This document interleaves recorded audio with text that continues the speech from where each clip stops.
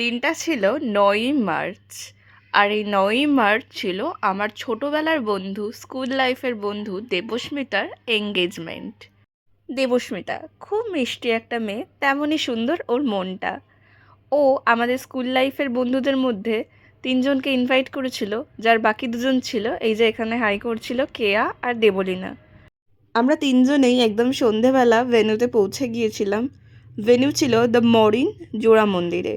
প্রথমেই চলছিল ওদের রেজিস্ট্রি পর্ব, আর এইদিকে চলছিল আমাদের স্টার্টার খাবার পর্ব। তো যাই হোক, এরপর ওদের আশীর্বাদ শুরু হলো। দেবস্মিতার বাবা মা, বড়রা সবাই, ওর ফ্যামিলির সবাই ওকে আশীর্বাদ করছিল। আর তারপরেই শুরু হলো একে একে দেবস্মিতা আর মৈনাকের ব্যাপারে কিছু বলার পর্ব। চলো দেখে নাও মৈনাক আর দেবস্মিতাকে, ভারী মিষ্টি ওরা। এরপর মৈনাক কি বললো দেখে নাও। ওর হয়তো মনে আছে কিনা জানি না, মাসটা আগস্ট, ঠিক আছে, দিনটা রবিবার, ঠিক আছে, সময়টা 12:15 দুপুর, ঠিক আছে। ওর সঙ্গে আমার প্রথম দেখা আমাদের ইংলিশ স্যারের কোচিংয়ে। তো সেখানে কালু স্যারের কোচিংয়ে আমাদের প্রথম দেখা হয়। তো তখনই আমি ওকে বলেছিলাম, কিন্তু মানে ভালো লেগেছিল, প্রথমে বলতে পারিনি। যাই হোক, এবার আমি হয়তো জানতাম, আমি তখনই এতটা হয়তো মানে 6 থেকে চিন্তা ভাবনা, কিন্তু আমি দিদির মুখে শুনলাম যে দিদিকেও নাকি ও বলেছে, তার মানে আমি একাদশী নই।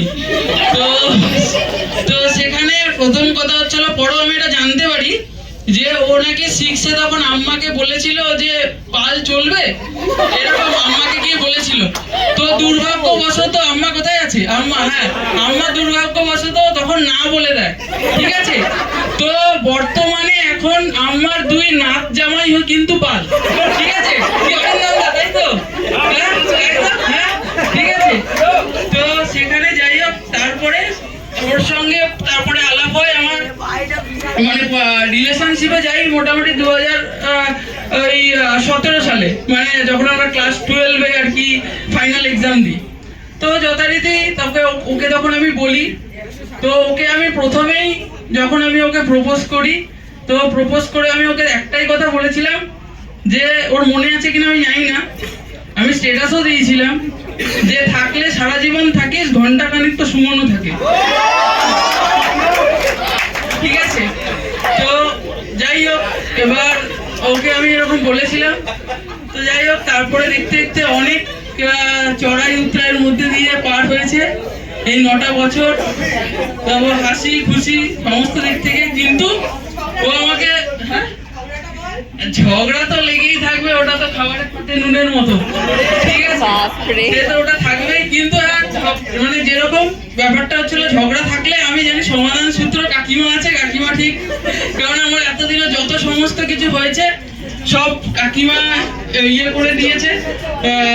আর আরেকটা কথা বলতে চাই, যে প্রতিবার ঝগড়া হলে, যেটা বললো দিদি, প্রতিবার ঝগড়া হলে আমি কিন্তু হার স্বীকার করি, তার একটা কারণ আছে।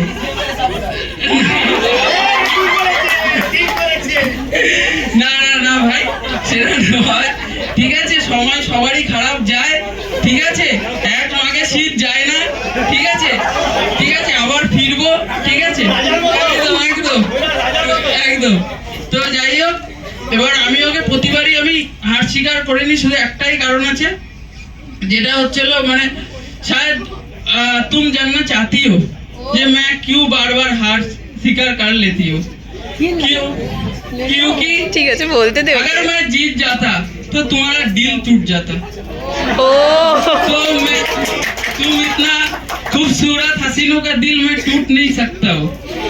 तो शायद किसी ने कहा था, कभी कभी जीतने के लिए कुछ हारना पड़ता है, और हार कर जीतने वाले को बाजीगर कहते हैं, ठीक है।